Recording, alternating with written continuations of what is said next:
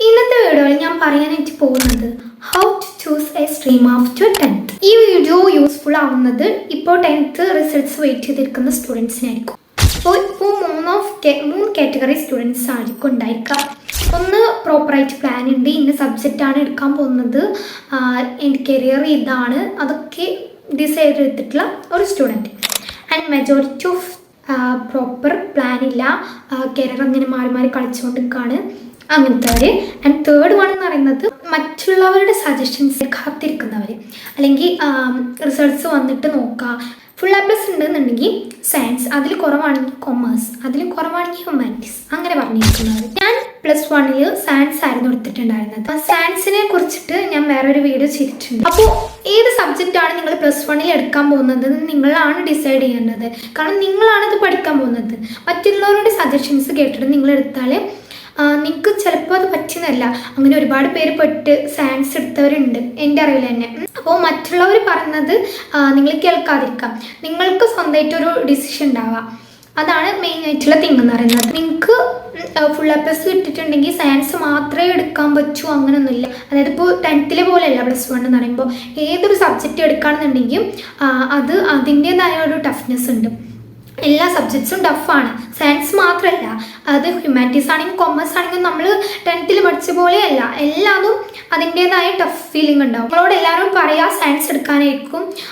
Science എടുക്കാൻ എല്ലാവരും പറയാൻ കാരണം എന്താണെന്ന് വെച്ചാൽ മെയിൻ തിങ് എന്ന് പറയുന്നത് നമുക്ക് ഏതൊരു കരിയർ ഓപ്ഷൻ എടുക്കാമെന്നുള്ളതാണ്. ഇതിനെ മറ്റൊരു വീഡിയോയിൽ ഞാൻ ഡീറ്റെയിൽ ആയിട്ട് പറഞ്ഞിട്ടുണ്ട്. ആൻഡ് ഇനിയിപ്പോൾ കൊമേഴ്സിലാണെങ്കിലും CA, SCA, CMA ഇതുപോലുള്ള ഓപ്പർച്യൂണിറ്റീസും വേറെയും പല ഓപ്പർച്യൂണിറ്റീസ് ഉണ്ടാവും. ആൻഡ് നിങ്ങൾക്ക് മാത്സ് പോലത്തുള്ളത് ഇഷ്ടമാണെന്നുണ്ടെങ്കിൽ കൊമേഴ്സ് എടുക്കുന്നതായിരിക്കും ബെറ്റർ. ആൻഡ് അപ്പോൾ നിങ്ങൾക്ക് കുറച്ചുകൂടെ ബൈ ഹാർട്ട് കപ്പാസിറ്റി ഉണ്ട്.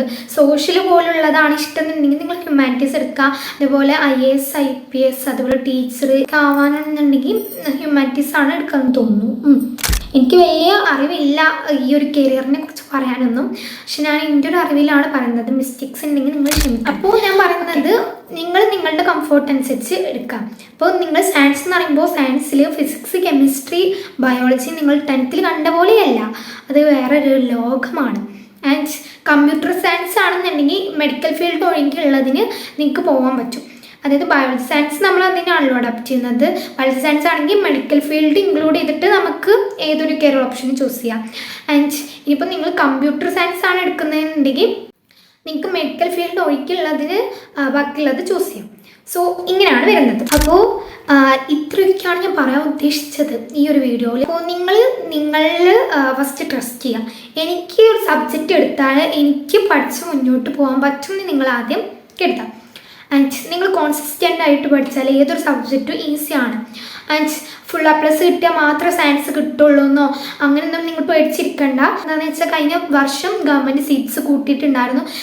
നിങ്ങൾക്ക് ഫുൾ A+ കിട്ടിയാൽ മാത്രമേ നിങ്ങൾക്ക് ഇഷ്ടപ്പെട്ട സ്കൂളും അതേപോലെ സബ്ജക്റ്റും കിട്ടുള്ളൂ എന്ന് നിങ്ങൾ പേടിക്കൊന്നും വേണ്ട.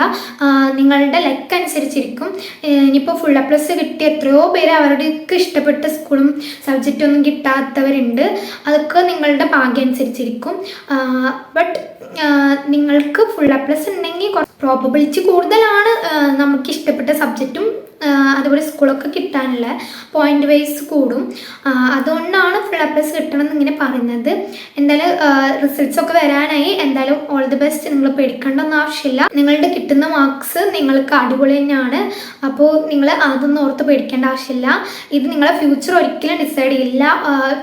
ഈ ഫുൾ A+ കിട്ടിയാൽ മാത്രമേ നമുക്ക് മുന്നോട്ട് പോകാൻ പറ്റുമെന്ന് നിങ്ങൾ കരുതണ്ട. കാരണം +1 എത്തിയാൽ നിങ്ങൾ ഇപ്പോൾ തന്നെ നിങ്ങളുടെ ഒരുപാട് സീനിയേഴ്സ് നിങ്ങളുടെ കമൻറ്റ് സെക്ഷനിലൂടെ ആണെങ്കിലും നേരിട്ടാണെങ്കിലും നിങ്ങളോട് പറഞ്ഞിട്ടുണ്ടാവും +1 എന്ന് പറയുമ്പോൾ 10th പോലെയല്ല എന്നൊക്കെ പറഞ്ഞിട്ടുണ്ടാവും ഇപ്പോൾ തന്നെ. അതുകൊണ്ട് നിങ്ങൾ അതൊന്നും ഓർത്ത് പേടിക്കേണ്ട ആവശ്യമില്ല. ഫുൾ A+ കിട്ടിയാൽ മാത്രമേ നിങ്ങൾക്ക് മുന്നോട്ട് പോകാൻ പറ്റുമെന്നുള്ള ഒന്നുമില്ല. ബട്ട് ഫുൾ A+ കിട്ടുന്നത് നല്ല കാര്യമാണ്. നിങ്ങളുടെ ഫ്യൂച്ചർ ഒരിക്കലും അത് ഡിസൈഡ് ചെയ്യാൻ പോകുന്നില്ല. So all the best. Result wait ചെയ്തിരിക്കുന്നവർക്ക്. So that's for today.